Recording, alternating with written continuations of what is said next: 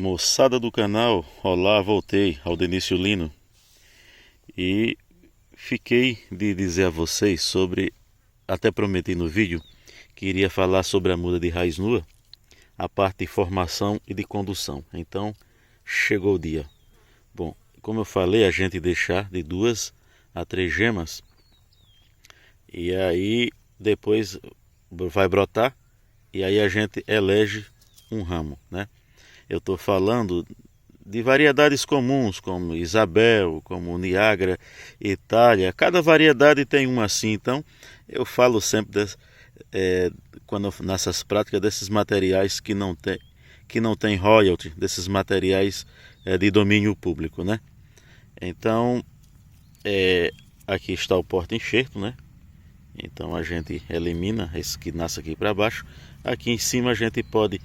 Eu gosto de pegar o primeiro aqui, despontar e deixar aqui, porque se na formação eu quebrar este aqui, aí esses aqui eu elimino. Se eu quebrar este aqui, então eu ainda tenho esse aqui despontado, não vou ter que esperar para nascer. Então falei, a gente utilizar aqui, ó, um poste, um tutor, aqui no caso tá com bordão, mas pode ser de sisal, porque como aqui é alto adensamento, 75 centímetros entre plantas, se eu for colocar uma estaca em cada planta, vai onerar muito o custo da implantação. Aí daí a gente tem optado por esta alternativa. Então, falando, a gente diz condução daqui do chão até chegar aqui no arame. Isso aqui eu estou fazendo em sistema dilatado, a gente chama isso de condução. E a gente fala de formação, essa outra etapa aqui, que neste caso aqui está sendo feita em T. Nós despontamos aqui no arame, puxamos um ramo para este lado principal, outro ramo principal para este lado. E aqui em cima é que a gente deixa todos os netos para fazer a formação. Agora, e aqui nessa parte de baixo, então, formação é essa parte aérea, condução essa parte aqui do tronco, né? Agora, falando na condução, colocar o tutor, né? Aí amarrar essas fitas para conduzir a planta. E aí tem outra questão que eu vou falar aqui, que é sobre a questão dos netos na condução. Os netos que nasce a videira é o seguinte: ela manda uma folha aqui de um lado, com a folha manda um neto, do lado oposto vai uma gavinha, que são essas que ela usa para prender. Então a gente tem eliminado as gavinhas. Em algumas variedades há necessidade de fazer o seguinte: pegar o neto, ó, uma folha, estaria aqui uma folha, 2 folhas, despontar esses netos e deixar o neto e a folha para aumentar a área fotossintética. Mas no alto adensamento não temos essa necessidade, porque a planta é pequena, vai formar rápido. Então, só que mesmo assim existem algumas variedades que não vou citar, porque são variedades que tem que pagar royalty, então se eu vou citar, eu vou estar fazendo uma propaganda gratuita para os donos das patentes. Tem alguns materiais destes que há necessidade de você fazer este trabalho aqui. E mesmo a Uvitalia também é uma.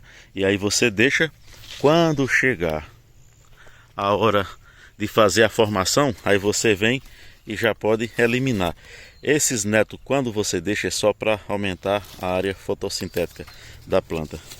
Então tá aqui uma planta, um belo exemplar em 75 centímetros. Inicialmente vai ficar com 1, 2, 3, 4, 5 saídas para esse lado, para o outro lado 1, 2, 3, 4, 5, 6, 7. 7 e 5, 12 saídas. Então já é uma área com bom potencial, que talvez dê para ficar aí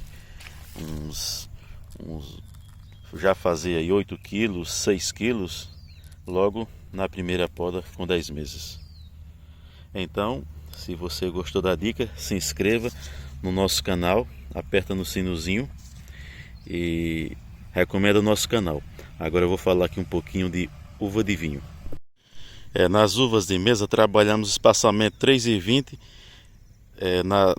nas entrelinhas e 75 centímetros entre plantas.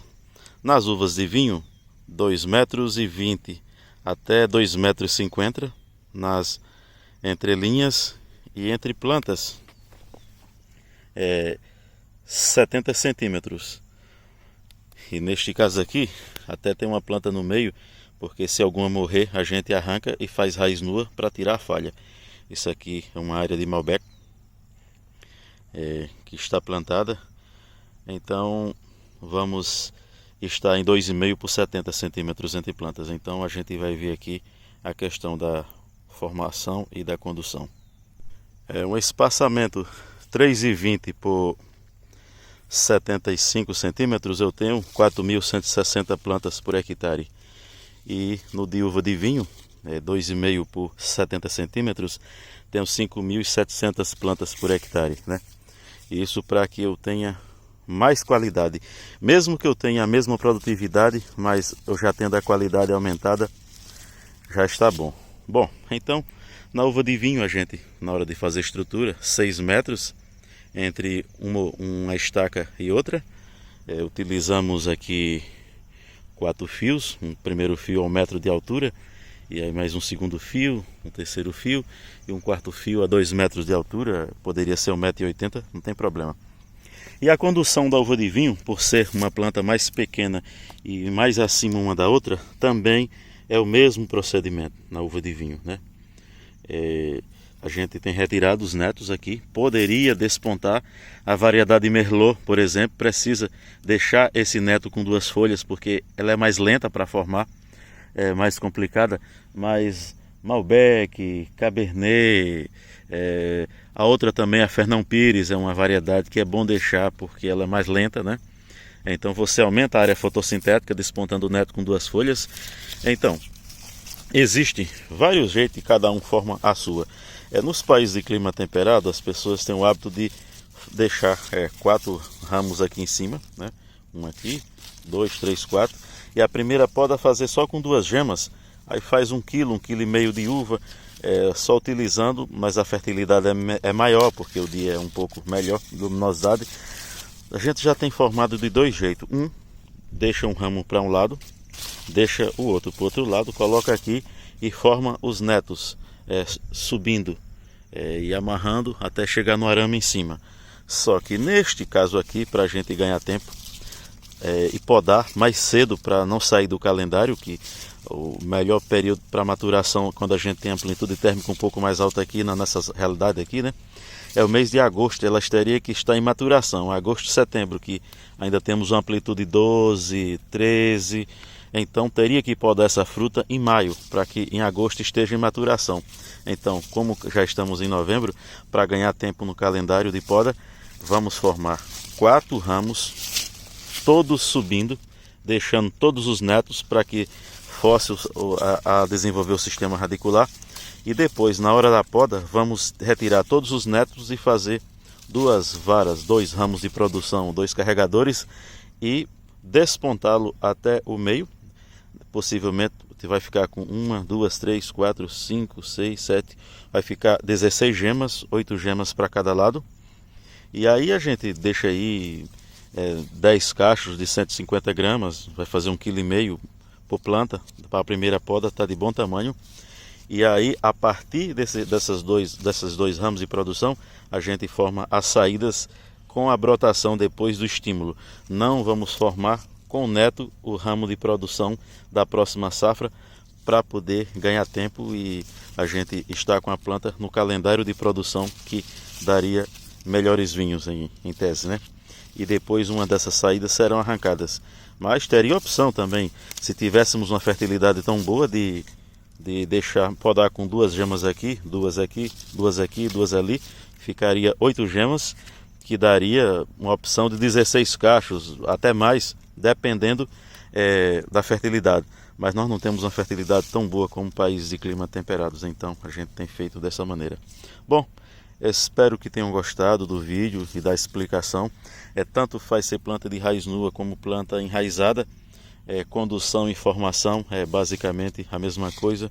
E os outros cuidados que a gente deve ter, fitossanidade, nutrição, manter as atividades em dias e coisas desse tipo assim. O controle das plantas espontâneas também é bastante importante, principalmente no pé da planta, mas no meio da rua sempre deixar alguma coisa para evitar, principalmente no período de chuva, para evitar. E aqui, mudando de assunto, ó, dá para ver que o manejo aqui não está mal. Olha como estão aqui os nossos cogumelos, né? Então, até a próxima, moçada. Grande abraço. Fiquem com Deus.